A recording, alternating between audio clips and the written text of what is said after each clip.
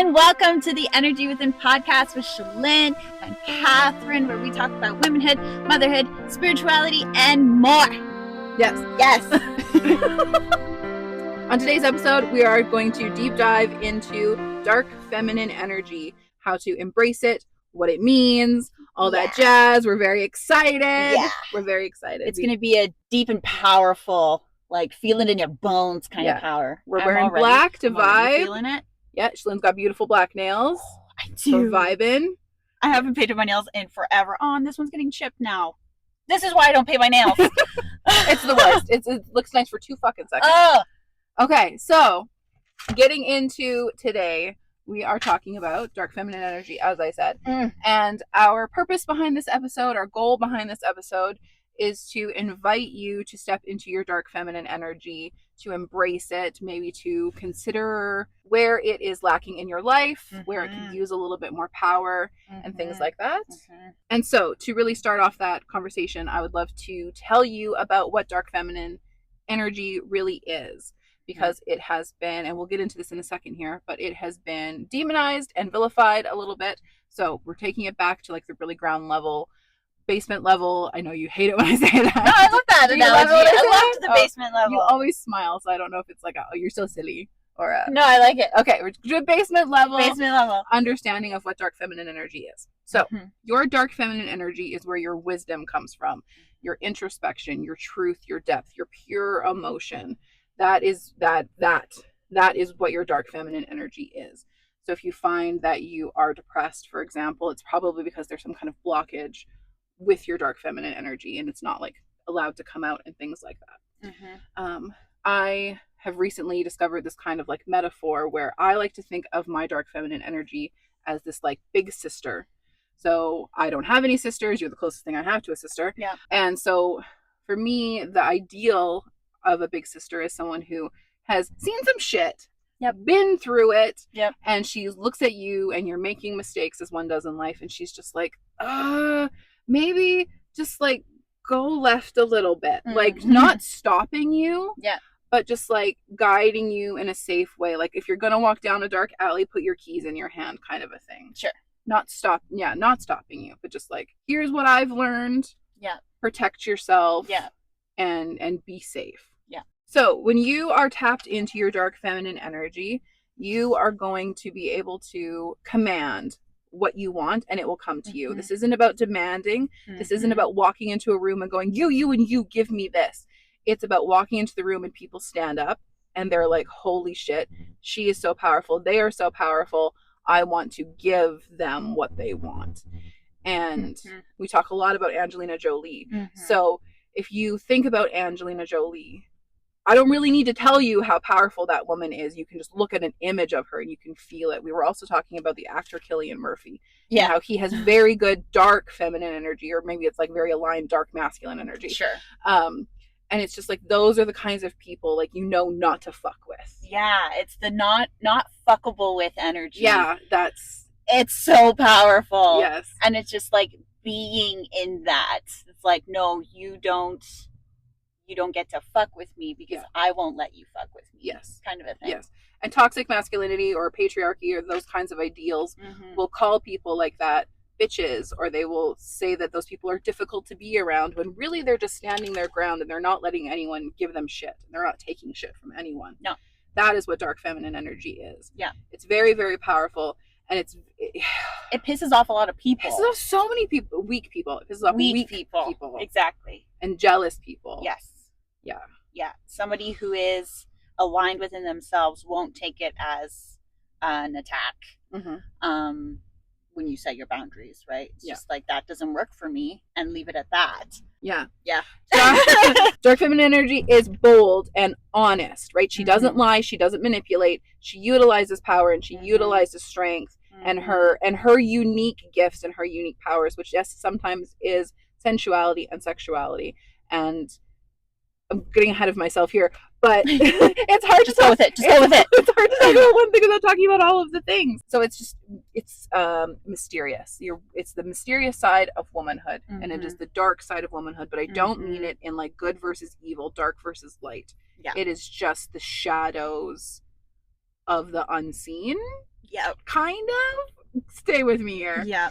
There was a point in my life where I was all love and light. Mm-hmm. And love and light and love and light. And only positivity will help me through the things. But actually, my true deepest power comes from my shadow work and that transformation and the constant cycle of death and rebirth over and over and over is actually what's like pushing me up from the ground. Yes, absolutely. And like we've been in each other's lives for a very long time, and so I knew you in your love and light and positive vibes only energy, and you were the least yourself when you were like that. Oh, interesting. You were, and obviously I say all of this with the utmost of love. Of course. I'm an empowered woman. Yes. I know you're not attacking me. Yeah, you were it was a mask. Yeah. And every person, including myself, if we push down our emotions and we push down the realities of life, like shadow work is not fun. It's not. We're not asking you to have a jolly old good time here. It is work. And it fucking required. Fucking sucks. And it's so required. It's so required because you won't get any kind of true like up leveling in your life unless you do the dirty deep shit. Yes. And like the progression that I've watched you go through even in like the last 5 years as somebody who's been 5 years here.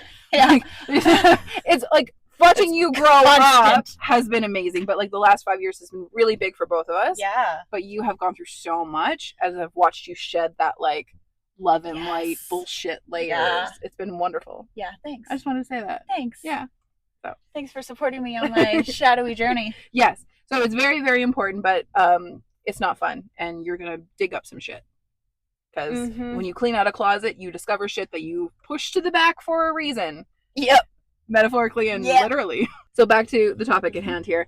Dark feminine energy is about embracing pleasure and life as well. So think about a woman with red lipstick in a black silky dress, drinking a glass of champagne really slowly. And like, I'm a very visual person. So like I see the, like her lips touching the glass and like the bubbles and like all of those things and just like slow sensuality. That to me is dark feminine energy if we want to personify it for a second. And so it's the pleasure. It's the she feels the silk on her skin and she feels the bubbles on her tongue and she's listening to whatever music is playing in this dark room. And that is like invoking the pleasure and embodying the pleasure and guilt-free enjoying the pleasure. Yeah, and like it's very present, it's very mindful state of being as much as possible. So dark feminine, she embodies pleasure, like I said, and she communicates effectively and she sets boundaries. And as I said earlier, these actions can be vilified or tainted. Commonly when women set boundaries, they're called a bitch or they're too difficult to be around or things like that. I know this has personally happened in my life. I ask for things, basic things, very common decency things. And it's like, why are you so much? Why do you need so much? And it's like, I'm just like asking for respect. Like at the end, like that's it. Like just don't be mean to me. That's not a difficult thing to request, but the way that the world works or depending on who we've engaged in our life, those things can feel like you are asking for too much. But really our dark feminine energy is here to guide us into asking for what you truly want and what you truly need. And sometimes she has to start at the bare minimum and work her way up. So let her set those boundaries and let people call you a bitch. Like not like let them abuse you, I don't mean, but like don't be afraid of being called a bitch. Yes. Is what I mean. Like if somebody's going to come at you for trying to like stand firm in your truth, then that person, you need to let the judgments of other people completely go. Like they cannot affect you anymore. No big deal. I'm sure that's really easy. It's sure that's super easy for you to do. Yeah. So easy. Just like done. But yeah, just like other people's opinions are none of your business and just like drill it into your head and into your body. Like what they say or think does not matter. When I am not like locked into like a really depressive stage or like maybe I'm like follicularing and ovulating. So I was gonna say luteal phase is very dark femme for me. Yeah, it's like it brings up all of the shit that pisses you off, even if it's little shit, and then you work through it. It's like I go into deep shadow hermit mode in my luteal phase to figure out what it is that my energy is telling me. Yes. And that's a good thing to do. Yep. It's not fun. It's not fun. It's like not we said. It's not pretty. Nope. But it's a very important thing to do. And so what I was saying was, that was a good point. Thank you for that. Yep. What I was saying was when I am aligned and I'm not depressed and I'm not upset and my hormones are, up or level, I can look at someone who I think maybe is mad at me or something like that. And I can be like, if you're mad at me, that's your business. Like, if it's something that I need to know, I trust that you will come and communicate that with me. I'm not going to go seek out a fight. And that's something that I used to do. I was so worried about, like, oh my God, is like so-and-so mad at me? Or like, what can I do? And fuck that. Yeah. Like, if that person is pissed enough at me and it's important enough, they can come and talk to me. And like, I put an energetic vibe out there. Like, I'm not just like, ooh, gross. I'm like, no, I will allow the space for someone to come and communicate with me appropriately and respectfully. But like, otherwise keep it the fuck away from me. Yep. Like, it's not my business. And that's a really powerful thing to do for yourself and the people around you as well. So when you wounded feminine, dark feminine energy, let's say, it's like very victim-y. It can be very victim-y. So like, why did these things happen to me? It's embracing your dark feminine energy goes from that why me mindset to like becoming this source of unshakable power. Bad shit happens and we're not erasing that. We're not saying get over it. We're not saying anything like that. But like, how can we use it as a tool? And I'm learning this in therapy right now. You know that. Yes. How can we use this pain as a tool to up level, to become stronger, to build a staircase, a foundation, etc., to then not be fuckwithable again like that? Yeah. People will fuck with us regardless. Yep. But how can, or try to fuck with us regardless, how can we make sure that our armor is just an inch thicker next time? Yeah. I like to think of the phrase turning my pain into power, because I'm all about like the transformation, the death, the rebirth, rising from the ashes. Yep. How can I turn this pain that I'm feeling into my power? And I usually do that through like moving my body. So like, emotions are energy in motion, right? Yep. You physically move it through your body. You feel what you need to, and then you take the lessons that you need, and then you let it go. Yeah. And that is... Yeah, it's beautiful. It's what's working for me right now. So yeah, that actually reminds me of a little bit of a story. So my daughter's been having a lot of big feelings lately. And so she'll have her little meltdowns, and we'll work through them, and we'll talk through them and all of those things. And she'll cry, and then she's like, okay, I feel better, but there's still tears. Like, why is there still tears? And I'm like, that's okay. That's just the sadness, like getting out, the last little bits of sadness getting out. So like, scream, hit things that are safe to hit, cry as much as you need to, feel your emotions, vocalize your emotions, because one of the things that represses the dark femme is being quiet. So even just us sitting here and doing this episode and saying the things is very like dark femme. So like, don't be afraid to say your words out loud and embrace that. As long as you're speaking your truth and you're being kind, say whatever the fuck you need to say. Yeah, the being kind part. Being respectful. Respectful. To a degree. Respectful. Yeah. Yes. To a degree. It's all very fine lines. Yes. And nothing you need your own discernment. Nothing is black and white. For example, if you are at Christmas dinner and someone is like, I don't know, being homophobic, you don't have to be fucking respectful to that person. Like, there are areas and gray areas and levels of respect. And basically just don't be awful and don't be rude, but don't let anybody fuck with you. Yeah. I tell my kids all the time, you're allowed to be mad, but we don't like hit people. Yeah. Which is pretty normal, pretty common, but some people need to be pretty common told that. Yeah. Yeah. Some grown-ups, need to be told that. One of the points that I wrote down was to stop apologizing for existing. So I believe and feel that everything and everybody is here for a reason, some kind of purpose. Whether we know that purpose or not, I just feel it's there, and it's a big deal. So you don't need to apologize for who you are. You don't need to make other people comfortable and sacrifice your own comfortability for it. Like, people pleasing comes up. If you genuinely want to do something for that person, then do it. But if you're sacrificing a piece of you to get that thing done, don't. And then you channeled that dark feminine energy to say, you know what, that doesn't actually work for me, and leave it at that. Have no guilt over their upset feelings. Again, like, their opinions don't matter. What you think of yourself is the only thing that matters. And the people in your life who are the right people to be in your life will respect you for that. Exactly. And love you for that. Exactly. And it will inspire them to do the same thing in their lives. Exactly. And if they don't see it that way, then they will fall away from your life. Yeah. However it may be. Absolutely. Mm-hmm. Yeah. Don't sabotage your own authenticity and your own truth for the comfort, like you said, of other people who really don't give a shit about who you truly are, and they just kind of really only care about what you can do for them. Exactly. It circles back to my next point. Your power is not conditional. You are powerful simply because you are. And like, it's so simple, but it's also, sometimes I find it hard to wrap my brain around, because I've always been like, I'm a doer.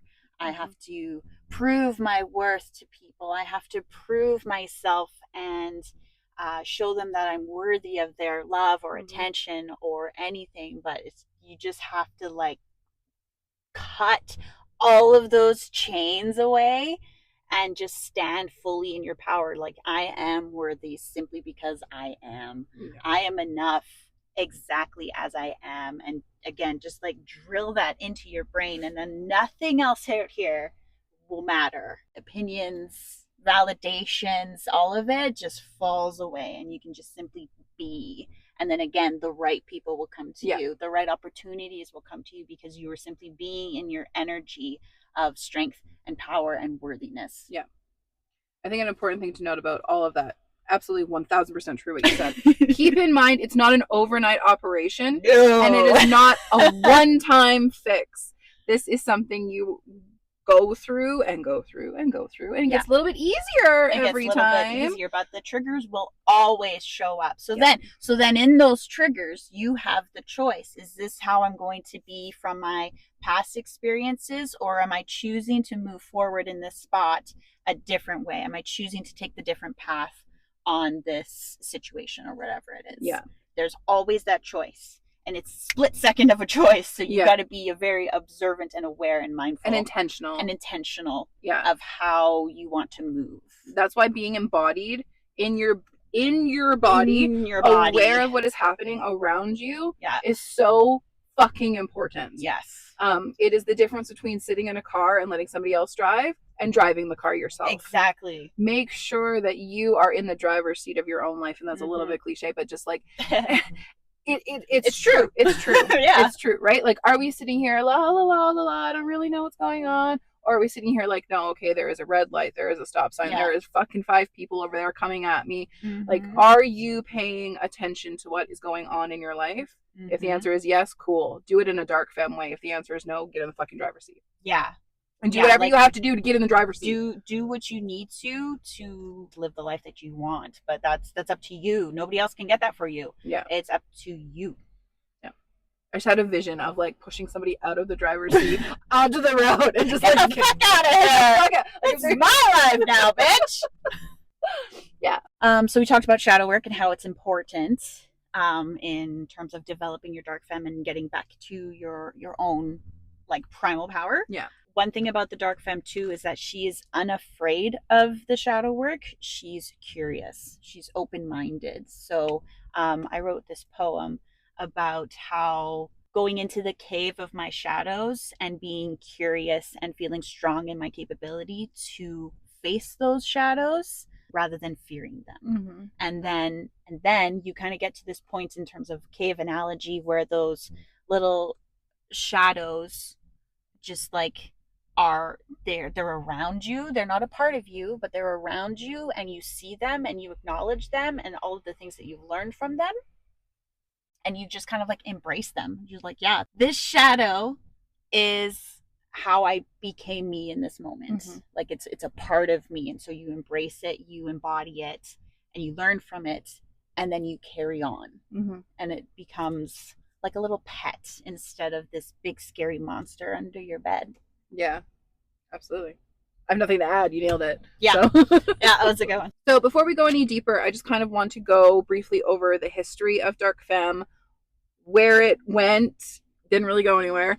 Where it went, why it feels like it disappeared, why we aren't embodied in it, and why this isn't something that like everybody just commonly knows about. Because in order to truly reclaim your dark femme, embrace it, and all of those things, we kind of need to know what is harming it.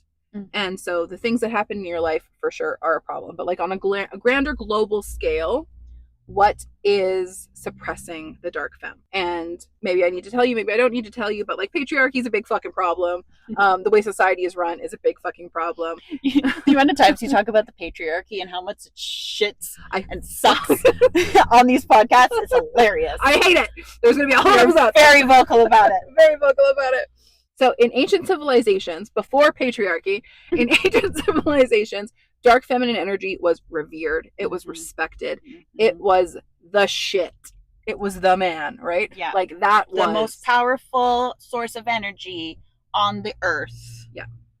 There were dark feminine goddesses, Hecate, Lilith, from all religions. Yeah. And they were beautiful, powerful, amazing sorceresses, commanding powerful energies.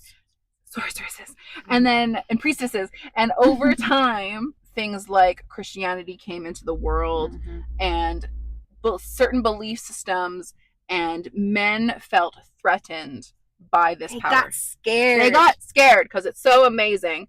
And so when people are scared of something, they will demonize it. When people are scared of something, they will make it evil. And so all of those things that there's so many aspects to women, but like, and feminine creatures and people with femininity in their bodies, but like dark femme is your power. It is your, because it's your emotion, and that's where decisions are made and things like that. The core of everything is in your emotion. So the rise of patriarchy was kind of the beginning of the downfall and the suppression of dark feminine energy, because it was deemed as dangerous. It was deemed as too powerful. They couldn't control it, they being the men, basically. I'm going to speak in blanket statements here. They couldn't control it because they couldn't control women. So then they did things like the witch trials, and we could talk about that forever, but I won't. And they demonized things like Lilith and Hecate and made it dark and twisted, so that when women who believed in these things, or people who believed in these things, worshipped these things, spoke out about it, they were killed. So then you got scared to speak out about these things. You got scared to embody these things, and people would do it in secret. But then someone would tattle, and literally, or someone would like see something and then be like, start whispering and gossiping, and then somebody would get their head cut off, or they'd get hung at the gallows or whatever, right? Like, so then it became easier and it became safer to not do it. And so over the course of time, we stopped focusing on those things, and we did what was easiest and what was safest. And sometimes you have to do what you have to survive. You do what you have to survive. That's it. I don't know how to. You do what you gotta do. You do what you gotta do. Yep. So I don't want to like blame the women of the past or the people of the past who had to do those things, because they lived in a society where it was do or die, and you have to protect your children if you have children. You know, you put the mask on yourself first in an airplane, right? So we did what we had to do as people based on society, but that doesn't make it right, obviously, what society did. So typically women who embraced their shadows, their dark emotions, their rage, their desires, the understanding of destruction and rebirth, were called witches, and they were burned at the stake. And that's pretty, like, it's not modern.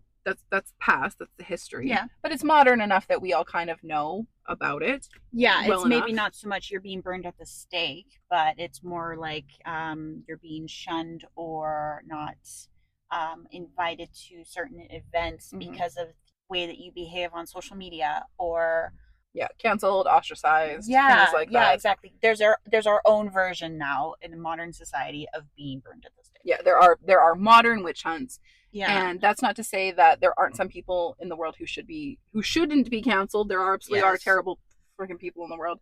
But our modern demonization is that women who express anger, for example, are called crazy or dramatic or too much. There are people who will watch this episode, or who would watch this episode if they were open-minded enough to get this far, and they would call us crazy or bitches or toxic or whatever, because they don't understand the truth of the world and how things actually work.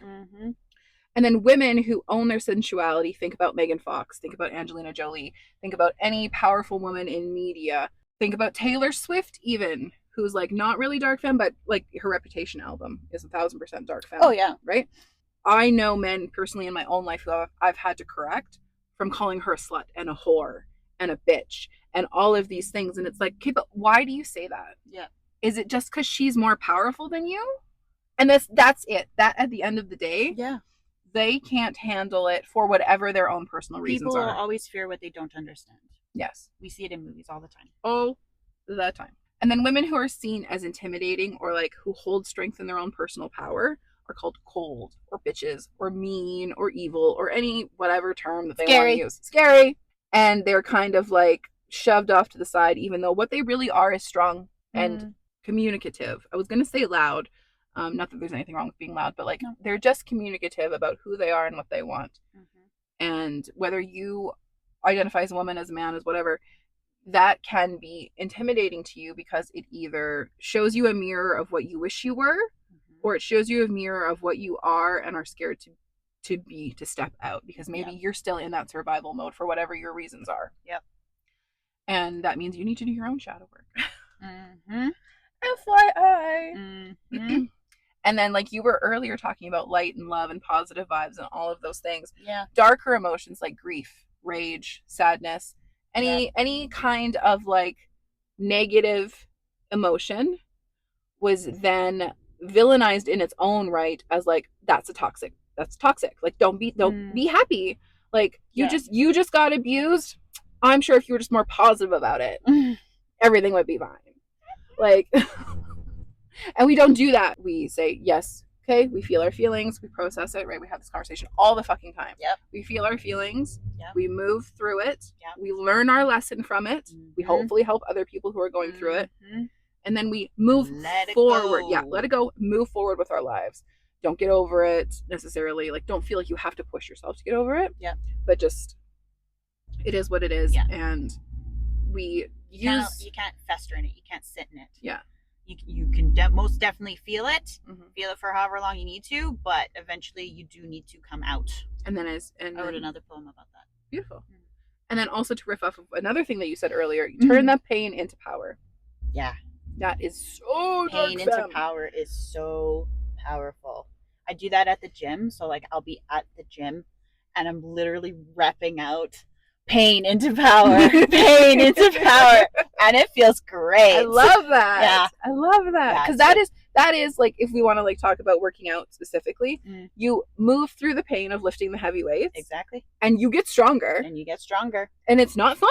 No, it's not fun in that moment, right? But even like the days when like I'll work out and then I maybe didn't push myself as hard as I could have or should have or whatever, and then I wake up in the morning and I'm not sore. I'm so pissed. Yeah, it's like didn't do it good enough. Why didn't I just push like another rep or lift a little bit heavier? Lift heavier. So reclaiming your dark feminine energy, if you're a little bit of an anarchist like me, is an act of self-liberation. So we reclaim our dark feminine energy as an act of self-liberation. That's such a powerful statement, and kind of like sit with that for a second. Because when we reclaim our dark feminine energy, we are undoing centuries of like systematic suppression of the dark feminine, of women in general, of just people in general. Generational trauma. Curse breaker. And you are reclaiming your right to grieve and to destroy and to rebirth and all of those things. And that is so fucking powerful. I just want to destroy everything now and make it better. Like, I went to a rage room once. Yeah. I have to take you to one of these now that you're all like dark femmy and like I'm all dark femmy. Not all like love and light anymore. There is nothing more fucking satisfying than like taking a plate and smashing it against a wall. It's and like there's no consequences, right? Like it's not your plate. Nobody fucking cares. It's gonna get swept up. But just like taking it and like, as you said, move the emotion through the motion. Yeah. Taking that and like when the plate shatters, the emotion like it's just out of your body. Write on the plate on Sharpie. Yes. Like, I am not worthy. Fucking smash it. So yeah, reclaim your right to rage and grief, and then you will be able to step into your fullest, most unapologetic, true self. So now that I've given you a little history lesson on where dark femme energy comes from and where it went and how it didn't actually go anywhere, but why it disappeared, I'm going to talk to you about how dark feminine energy could be showing up in your body if it is untamed or if it is disempowered. Yeah, because it's wounded. Yes. Like a wounded dark femme. Yes, because it's still inside of us, regardless of whether or not we are tapped into it. It could be blocked. It could be twisted by internal misogyny, whatever. So this is what it shows up like. Reckless and toxic behavior, self-harm, acts towards yourself, engaging in relationships you know you shouldn't be, engaging in substance abuse, doing manipulative behaviors, using sex to control people. I'm not talking about not being sensual. I'm not talking about not being sexual. I'm talking about using sex to get what you want in a toxic way. Yes. Okay? There's a difference. Also, like being overly clingy, being a people pleaser, like you said earlier, and then just like lacking general confidence. Disempowered, untamed, toxic dark femme will lead you to being unable to access your light femme, which is incredibly important. Embracing your dark femme does not mean releasing your light. No. There cannot be one without the other. It is the yin yang. It is the all connected. It is all of the things that we talk about all the time. So you need to be really in with your dark femme to truly embody the light as well. They work together. Yeah. And then our light femme, just to give you a quick explanation of what it is the nurturing sides of you. It is the comforting sides of you. It is the empathic sides of you. It is important, and they need to be together. Yeah. So opening up one will open up both, and then all. So now Shalyn is going to share with us some ways to access our dark femme and just like embody it a little bit more. My go-to anytime I'm feeling shadowy shitty, I always have like, okay, it's time to be a badass woman. Yeah. So then I will shower and I will wash my hair. And as I'm in the shower, I physically energetically like release all of the shit. I meditate while I'm in the shower and just like push all of the shit out of my energy. I pull my energy back. I stand in my power, in my energy, and then I get out and then I put on something that makes me feel fucking fantastic. This outfit that I'm wearing is my dark femme outfit. This shirt feels so nice. This necklace is my Lilith necklace. I embody it deeply when I wear this necklace, and it's all the time. I put on my nice big gold earrings because I am a goddess, I am a queen, and I stand in that with my accessories. Yes. I put on dark makeup and red lipstick, and I curl my hair if I'm feeling up for it, and I just like physically embody that, which then helps to elevate the energetic of it. Because when you look good on the outside, you feel good, and when you feel good on the inside, it radiates out, and then it just circles. It's just like the circle of energetic power, and people see it and they feel it. So then when you do walk into that room, you feel it. I feel it anyway, but like I belong here sort of vibes. Like I'm here, I belong here, I'm worthy to be in this room with whoever else is in there or wherever the room is. Absolutely. Very good. Yes. Very good. You are very into that. I got very which is very good. So again, accessing the dark femme, do what you need to do to feel it, and just like sit with it too, right? Like ask yourself, what do I need to feel in my power? And then go do it. Like no apologies, no asking for permission, just do the thing and be what you want to be. You always have the choice, right? Be who you want to be. There is like we were talking about with history, we were talking about the history, so there's this lovely term called a witch wound now, and I've discovered that it is everything that I have ever feared in my life. So this is fear of judgment, fear of being seen, fear of not being safe or having gifts and them not being understood, so then you can't show them to anybody. It's the disconnection, the fear of your own sensuality. There's just so many layers to all of that. And then through your dark femme, you can slowly uncover and dig up all of those wounds and heal them, and then replace them with what you do want. A dark femme woman leads with love for herself first, and not fear. She's unafraid. She's in her power. She is strong and embodied. And it's powerful. It's powerful. It's overwhelming. It's so powerful. Don't think that dark femme doesn't mean love, because it absolutely, it does mean love, probably in its purest, rawest form. Yeah. To me, dark femme love is like, I will do anything for you to have the things that you want in life. Again, for yourself first. For yourself first. For yourself first. Yes. Like that, that primal love when your children are in danger. Like you will do anything, but do it for yourself. Embody that sort of same energy and do it for yourself. Yeah, because if you're not acting from a place of true love for yourself and for that, then you're not really acting from a place of true love for that person either, because you're not doing it out of a sense of love. You're doing it out of a sense of obligation or necessity or survival or any of those things. And like I said earlier, like survival, you have to do what you have to do. But something that I didn't mention earlier when I was talking about disempowered and untamed feminine, dark feminine energy, is that, and it kind of ties into what we're talking about here, is like, for example, don't be having intimate relations with someone who you don't want to be having intimate relations with. And when you are having intimate relations with someone who you do want to, don't be faking orgasms. Don't be faking anything about yourself. That will just lead to more harm than good for that person and for you. Obviously you matter as well, but if you think, oh, I'm protecting that person for whatever reason, maybe in the short term you are, but in the long term you're not really doing anybody any favors. So kind of release yourself without guilt, knowing that, like, okay, it is better for me to step away now, or it's better for me to do A, B, C, D for the greater good of literally all. Because when we're acting from a place of inauthenticity, I don't, is that a word? Then it's not good. It's just not good. It's just not good. That's it. That's it. That's a hard scientific point right there. Can't go really much more deeper. Can't do it. So a final note here on dark feminine energy. What is the final message you would love to leave our listeners with?